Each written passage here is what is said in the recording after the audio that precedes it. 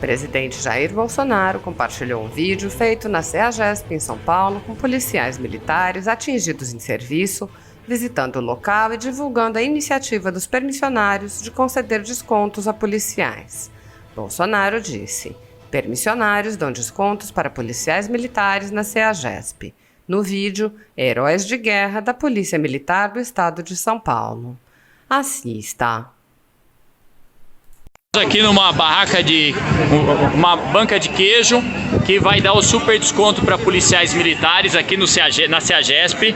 Aqui nós temos hoje a visita aí, ó, de vários heróis de guerra. São heróis de guerra vivos que estão aqui.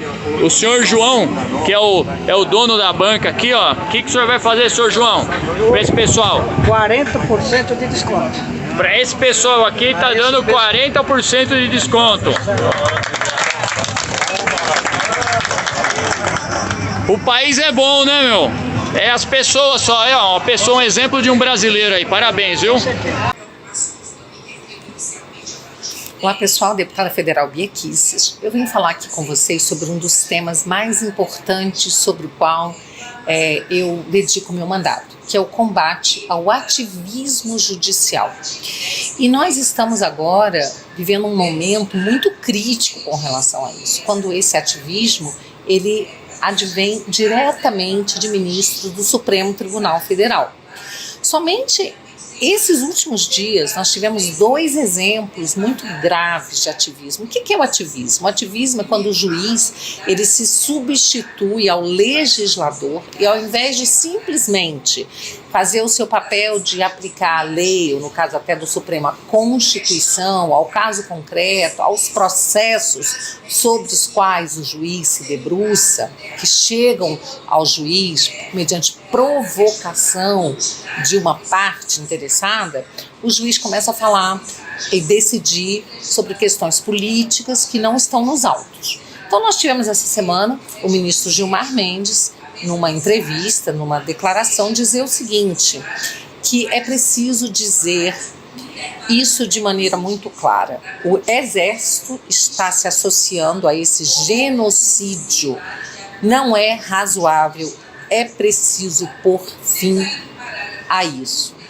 Então, a gente fica pensando assim, de que genocídio, em primeiro lugar, o ministro está falando, né? Porque nós vivemos nos últimos governos um genocídio, aí sim, verdadeiro, de jovens, né, de negros, de pessoas pobres, que têm sido assassinadas, e não só negros e pobres, mas toda a sociedade, que realmente nessas camadas mais pobres da sociedade aumenta a violência, né? Mas pessoas de todas as camadas sociais, de todos os níveis intelectuais, de todas as profissões, têm sido vítimas, sim, de assassinatos, 60 mil pessoas por ano, sem que o Estado tenha sido capaz de proteger essas pessoas. Aí a gente pode falar de genocídio, mas no governo atual, que genocídio é esse? Quem é que está cometendo genocídio junto com o Exército, segundo o ministro Gilmar Mendes? Então, esse é o tipo da declaração que nos deixa realmente muito preocupados, e o ministro da Defesa já respondeu, dizendo que as Forças Armadas, o Exército, têm se dedicado durante o coronavírus ao combate ao coronavírus, né?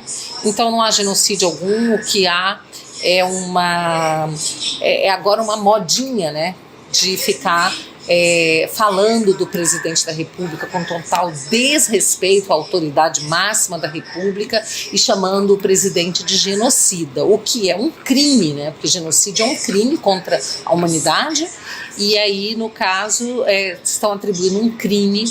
Então já existe aí, no mínimo, uma calúnia, além de uma atividade política do ministro, que é muito preocupante. E aí, em seguida, a gente vê o ministro Barroso também falando, né? Falando da preocupação dele, tanto com a saúde, como com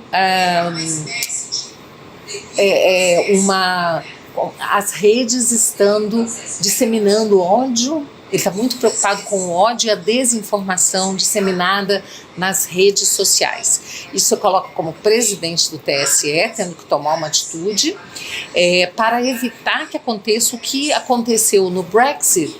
O que aconteceu no Brexit? No Brexit, o povo inglês decidiu 2 vezes pela retirada, pela saída da Inglaterra, da Grã-Bretanha, né, da União Europeia. Então isso foi a vontade do povo.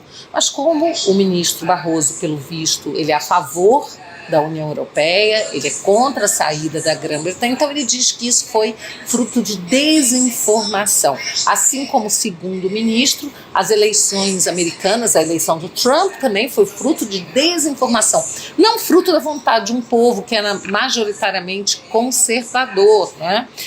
Que se vê representado pelo Trump, pelas suas ideias, ao contrário, né, das ideias pregadas pelo Partido Democrata, né?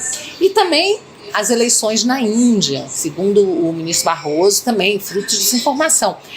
Agora, o presidente da Polônia foi reeleito, um conservador. Pode ser que o ministro Barroso também ache que foi fruto de desinformação. Desinformação essa que precisa ser combatida. Como é que ele está combatendo isso, gente? Combatendo, chamando as plataformas, dizendo que elas têm que retirar, né? Elas têm que cuidar para que não haja fake news. E o ministro tem que retirar das plataformas aquelas informações que, segundo ele, desinforma. Aí o ministro, né, ele diz o seguinte, que ele conta, olha que bonito, gente, vocês têm certeza que vocês vão ficar emocionados. Contamos com a imprensa profissional que sabe separar fato de opinião, a gente tem visto isso, que se move por preceitos éticos, a gente também tem visto isso, e que possa fazer o filtro dessas bobagens que circulam nas redes ao lado dos checadores de fato. Aí eu trouxe, né, essa informação de que foi uma pesquisa feita pelo Instituto Global and Edelman Trust Barometer, tá? É um estudo feito por eles em 2018, disse o seguinte, que a imprensa, tá? A imprensa, ela é a instituição menos confiável globalmente.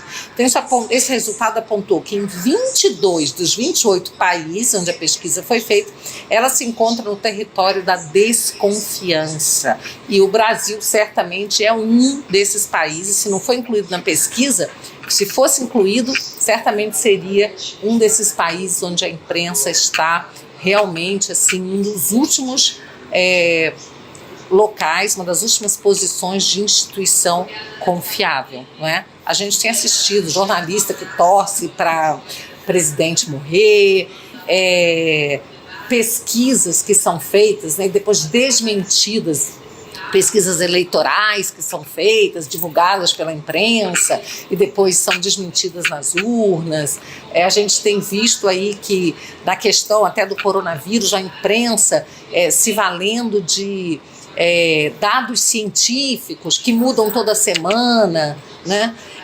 Então a gente sabe que não tem uma cobertura parcial, lamentavelmente, por boa parte da imprensa, mas é com essa mídia aí que o ministro Barroso diz contar essa imprensa profissional para dizer, junto com os checadores de fatos, o que é verdade, o que é mentira, né, e impor aí um cala-boca, uma censura às redes sociais. Então, assim, eu estou deveras preocupada com isso, tá? Como parlamentar, trabalho todos os dias, né, para combater esse ativismo judicial. Tem uma série de projetos de lei contrários ao ativismo, que visam a responsabilizar esse ativismo, criminalizar toda vez que houver uma usurpação de poder. Isso tem acontecido muito porque, lamentavelmente, o parlamento tem se colocado de joelhos, subserviente ao Supremo Tribunal Federal. E a gente sabe que tem aí parlamentares que têm problemas perante a justiça, né, que temem realmente que haja uma investigação, uma denúncia, que o Supremo possa condená-los.